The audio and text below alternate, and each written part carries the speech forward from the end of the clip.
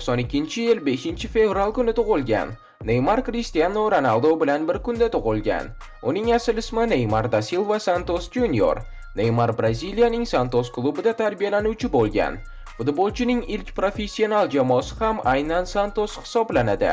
Neymar 2010-yildan 2012-yilga qadar Braziliya chempionatining eng yaxshi hujumchisi bo'lgan. Neymarning bo'yi 1.75 cm hisoblanadi. Neymar asosan 10-raqamda to'p suradi. Uning dastxati shunday ko'rinishda. 2013-yili Barselona Neymarni sotib oladi. Transfer summasi 86 million yevroni tashkil qiladi. Neymarning Barselonadagi debyut o'yinida jamoa 7-1 hisobida g'alaba qozongan. Juda ko'p futbol muxlislari Neymarni fintlar qiroli deya atashadi.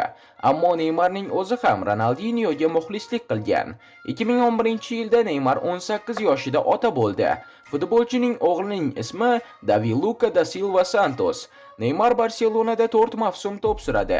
Hujumchi ushbu mavsum oralig'ida Barselona uchun 100 dan ortiq gol urdi. Neymar 2015-yili Oltin to'p uchun eng loyiq futbolchi bo'ldi. Biroq France Football Oltin to'pni Leo Messiga topshirib yubordi. Neymar UEFA Chempionlar Ligasining chorak finalida ham, yarim finalda ham, qolaversa finalda ham gol urgan eng birinchi futbolchiga aylandi. Neymar Olimpiada tarixida eng tez urilgan gol muallifiga aylandi. UEFA Chempionlar Ligasida Barselonaning eng tez hat-trigini amalga oshirdi.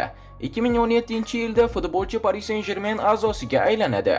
Braziliyalik futbolchini fransuzlar naqd 222 million yevroga sotib oldi hamda bu tarixdagi eng qimmat transferga aylandi.